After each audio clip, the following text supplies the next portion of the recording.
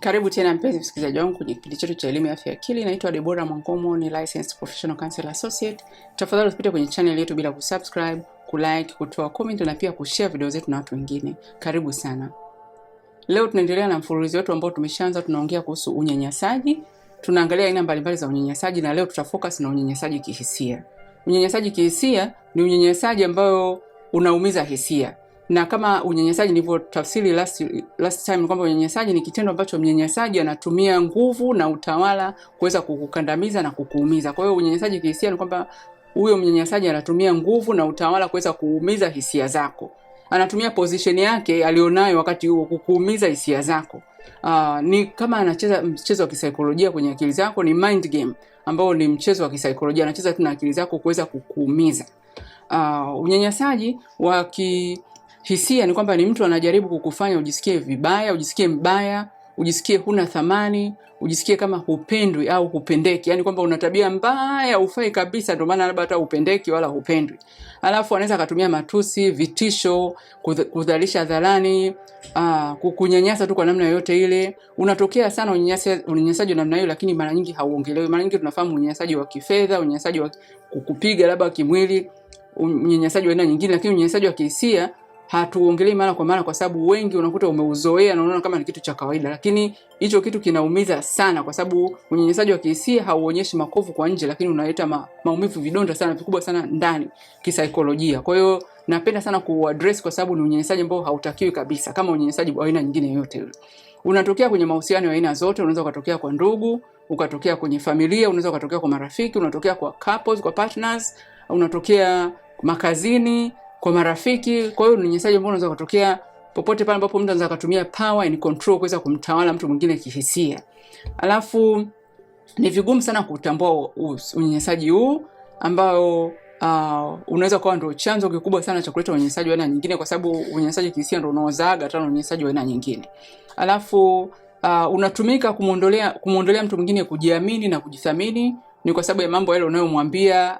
Kwa hiyo anaweza akaamini kama kweli yuko hivyo na akaacha kujithamini na kujiona kama ni mtu wa kawaida na kujiamini. Alafu unamfanya endelee kukutegemea wewe mnyanyasaji, kwa sababu wewe sasa si ndio unamsema mwenzako ni mbaya, kwa hiyo unajiona wewe ndio mzuri. Kwa hiyo anaweza kuendelea kukuamini wewe na kufuata mambo yako kwa sababu umeshamwambia ni mtu mbaya sana. Alafu mnyanyasaji anaweza kutumia nguvu na utawala kukutenga na kukutishia. Kwa hiyo ni kwamba muda wote anakuwa anapenda utengwe, na vitisho ndo mwendo wako. Ni kwamba kila ukifanya kitu atakutishia kwa hili, kila ukifanya hivi anakutishia. Unajua kuna mtu anakutishia mara kwa mara kwenye mahusiano, huyo ni mnyanyasaji, kwa sababu mtu wa kawaida hatatumia vitisho. Atataka mdiscuss, muongee kama watu wazima muweze kuelewana. Lakini mtu anayetumia vitisho mara nyingi ni kwamba anataka kukukandamiza ili ubaki chini na yeye endelee kufanya mambo anayotaka. Ni kwamba unatokea kwa partners kwa njia ya vitisho, matusi, kukuchunga. Mtu anakuchunga sana. Alafu wivu uliokithiri, ujanja ile manipulation, mtu anakudanganya, hila, anakudhalilisha, hazingatii hisia zako wala mambo yako. Ni kwamba mtu anayo ni mnyanyasaji. Alafu unyanyasaji pia unaweza kuonekana, mfano kama mtu anapenda kukugombeza mbele hata ya watoto, mbele za watu, hata ukiwa peke yako, yani uko uncomfortable kwa sababu mtu anakugombeza wakati wote, anakuita majina mabaya. Kuna watu wengine mpaka labda anamuita hata mume wake mbele ya watoto, huyo sijui ukoje, huyo pungwani ukoje, sijui hivi na hivi na hivi. Kwamba hayo majina mabaya ni unyanyasaji kihisia, kwa sababu yanamfanya mtu mwingine ajifeel uncomfortable na asijisikie vizuri. Alafu tabia hizi hazikuachia alama mwilini, zinaumiza na kuondoa nguvu na kumtesa na unyanyasa, kwamba unaumia ndani kwa ndani.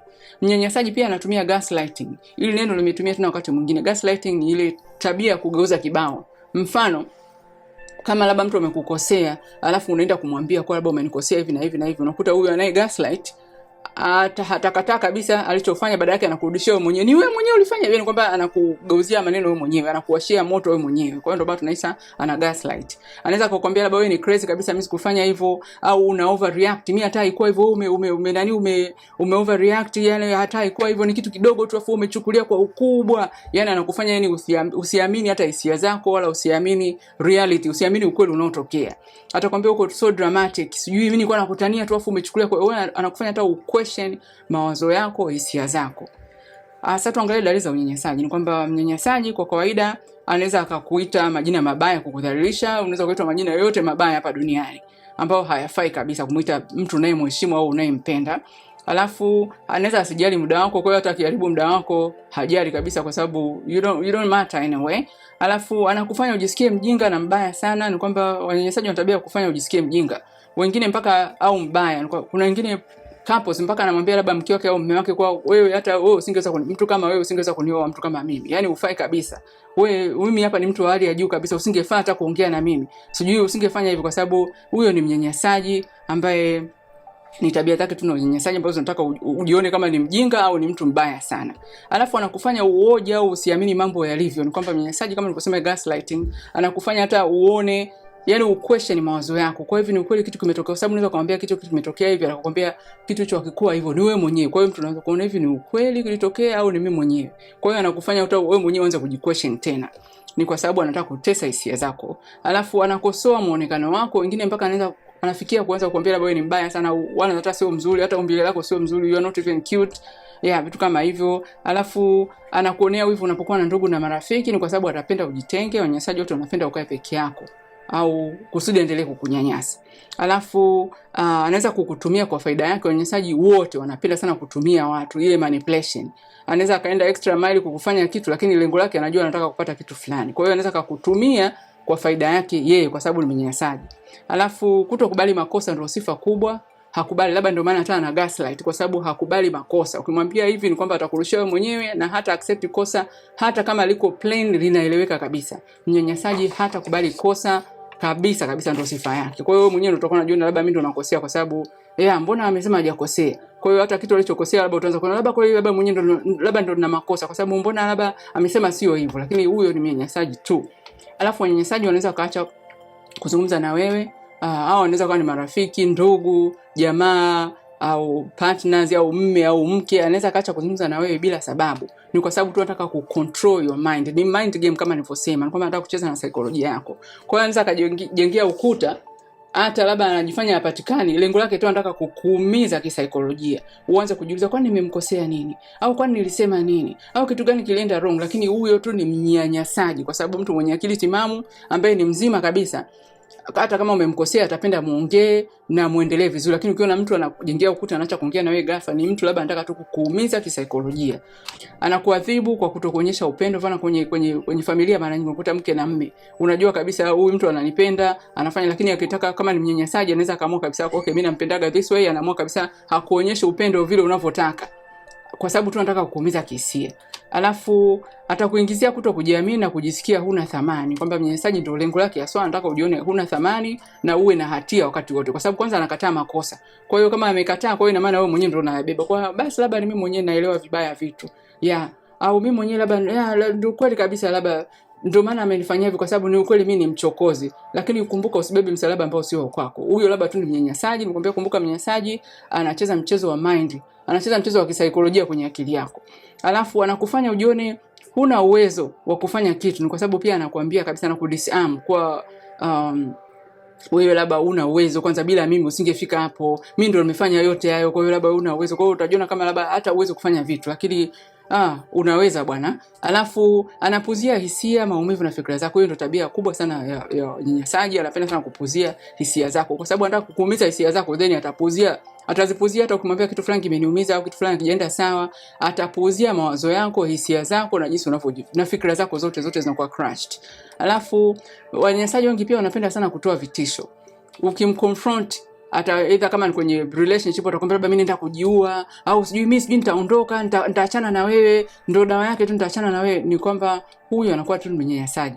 Lengo lake anataka kujengea uoga, uogope kumuuliza ili aendelee kufanya mambo yake. Ni tabia ya unyanyasaji, wanapenda sana kutumia vitisho vya namna hiyo. Alafu watapenda kukutenga ili uwe peke yako, uwe lonely, ili aendelee kukandamiza vizuri ukiwa peke yako.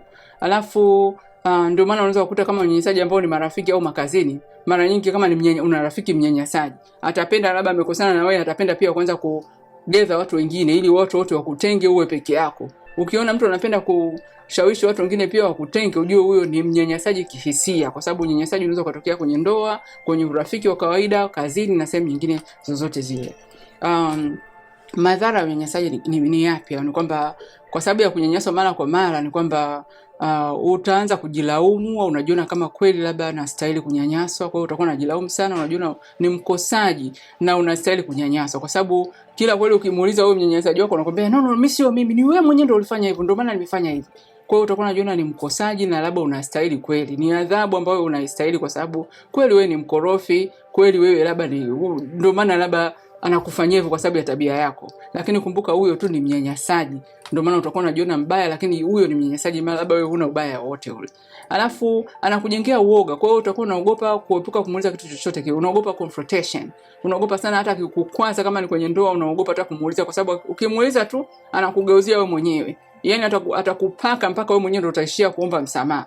Kwa hiyo hata ukijikuta mara nyingi kwenye mahusiano, huyo uliyenaye kwenye mahusiano anakukosea afu wewe unaishia kuomba msamaha, ujue probably unakaa na mtu mnyanyasaji. Kwa sababu kwa kawaida mtu ambaye sio mnyanyasaji atapenda kukuelewa ili muendelee vizuri. Lakini ukiona mara nyingi anakukosea, unaenda kumuuliza alafu mara zote wewe ndio unaishia kuomba msamaha, kwa labda kweli kabisa mimi, basi ujue huyo ambaye yakubali makosa, huyo ni mnyanyasaji tu. Alafu atakuletea tabia ya kutokujiamini, alafu utakuwa na huzuni muda wote, kwa sababu kama unafanya vitendo vya unyanyasaji kwamba unakuwa na huzuni wakati wote, unaweza kupata depression.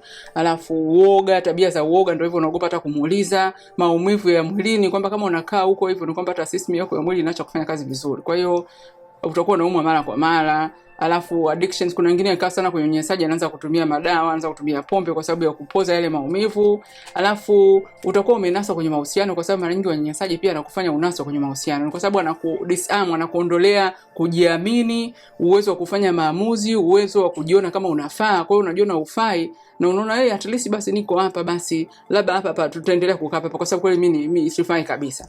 Kwa hiyo unaendelea kukaa kwenye maumivu na unaendelea kuvumilia unyanyasaji na hautaisha. So alafu unajisikia hatia, ni kwamba mnyanyasaji kwa sababu hivyo kila siku anakugeuzia kibao, wewe utakuwa unajisikia unakosea kila wakati, utakuwa unaona aibu au unajiona kama umenyamazishwa. Pia ni kwamba labda unakuwa na kilio chako, lakini kwa sababu anavyo react utakuwa unanyamaza, kwa unajiona kama unanyamazishwa, yani usikilizwi. Alafu unajifeel uncomfortable, lakini unaendelea tu kukaa kwenye mahusiano kwa sababu umeshacheza na mind yako, umeshacheza na psychology yako. Kwa hiyo bado unaendelea kumwamini kama yeye ndio yuko sawa sawa na wewe uko una makosa. Alafu usishangae kama baadaye unaanza kupata hasira kwa sababu ya mambo yanayokutendea, kwa sababu bado akili zako zinafanya kazi sawa sawa. Kwa hiyo unaweza kujisikia hasira lakini uwezo ukajitoa. Kwa hiyo hasira zinakuwa ziko bottled, zinakuwa zimejaa ndani, unazitunza tu, lakini uweze hata kumwambia kwa sababu ni mtu ambaye anakugeuzia kibao wewe mwenyewe. Unyanyasaji kihisia uko very complicated kwa sababu unakufanya usijielewe. Ni kwamba wewe mwenyewe ujielewe. Kwa sababu ukitaka kuelewa ukweli mwenzako anaona kama sio ukweli. Yaani anakutaka uamini kama sio ukweli. Mambo yote unaomwambia unaohisi sio ya ukweli. Kwa hiyo unachanganyikiwa. Ni tabia inayoweza kukuletea uoga, kutokujiamini na kuendelea kutawaliwa. Alafu tuangalie jinsi gani ya kukabiliana na unyanyasaji kihisia. Ni kwamba kwanza ufahamu kama ni very traumatic experience, ni tabia inayoumiza sana. Kwa sababu pia inaathiri ubongo wako. Ni kwamba kama unakaa kwenye unyanyasaji, ni kwamba ubongo wako unaathirika. Ni kwamba sehemu amygdala, sehemu ya hisia, ni kwamba inakuwa overdriven. Ni kwamba wakati wote unakuwa kwenye emotion, kwenye hisia hizo, na inakuwa overdriven. Kwa hiyo kama hii emotion, kama ninavyofundisha siku zote, zikiamshwa ni kwamba uwezo wako wa kufikiri unapungua. Ubongo wa mbele wa prefrontal cortex unapunguza nguvu zake, una slow down. Kwa hiyo ina maana ukipunguza kufikiri, ambapo ndo hapa then utaendelea kuact kwa emotions na bila ku make sense. Ndio maana labda unakuta wanaonyanyasa wanaendelea kuwa kwenye maumivu ya unyanyasaji kwa sababu hawawezi ku make decision ambazo ziko sawa sawa. Kwa hiyo jinsi ya kukabiliana nao ni kwamba jambo la kwanza, jiwekee mipaka. Ifike sehemu useme this is enough. Sitavumilia tena unyanyasaji, sitaki kunyanyaswa tena. Na uweke mguu chini kwa sitaki kunyanyaswa tena, na simamia mipaka yako. Sio kwamba una make decision kwa sitaki kunyanyaswa lakini unavumilia, unaendelea kuentertain mambo mengine. Ukisema sitaki kunyanyaswa, maanisha na weka uamuzi mgumu.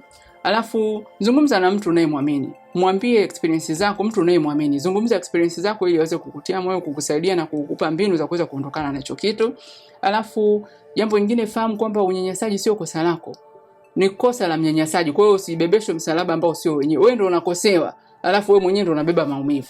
Ni kwamba sio kosa lako, ni kosa lake yeye. Ni kama vile bullying, wale watu wanaopenda kunyanyasa watu mashuleni, wherever unaweza kuita watu majina mabaya, mtu ambaye hata hajakosa tu labda unamwita wewe sijui mwenda wazimu jina. Anayekosea hapo ni nani? Sio yule anayeitwa mwenda wazimu. Anayekosea ni wewe unayemuita mtu mwenda wazimu, kwa sababu kama ungekuwa sawa sawa ungeweza kumheshimu binadamu mwenzio, usimtreat namna hiyo. Lakini kama unaona unafanya mambo ya kumnyanyasa mtu mwingine, unafikiri ndo unajifikiri vizuri, then ujue wewe ndo una matatizo. Kwa hiyo ujue sio kosa lako, na sema ile kosa sio la kwangu mimi. Hata kama uliambiwa wewe ndio una makosa, wewe una overreact, wewe sijui ni mbaya sana. Mnyanyasaji ni kosa lake yeye, ila anafanya hivyo, ni mchezo wa mind. Kumbuka ni mchezo wa kisaikolojia ambao anataka kukuoppress, na usikubali hicho kitu. Alafu tafuta ushauri wa kisaikolojia, kwa sababu ni mchezo wa kisaikolojia amekufanyia, amecheza na akili zako, mind game. Kwa hiyo ni wa saikolojia tu watakaweza kukutoa hapo kwenye hiyo effects za mind game. Watakusaidia kuweza kushughulikia hayo mambo ambayo yamekuathiri. Labda ameondoa kujiamini, nimesema unaondoa kujiamini.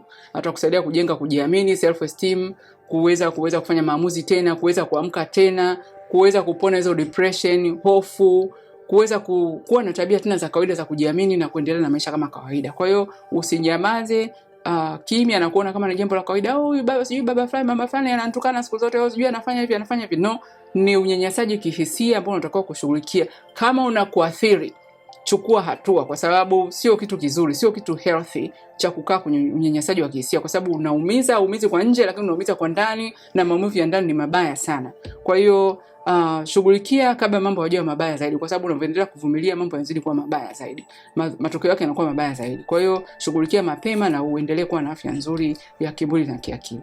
Na kama umependa hii content, tafadhali usiache kusubscribe na kushare. Asante sana.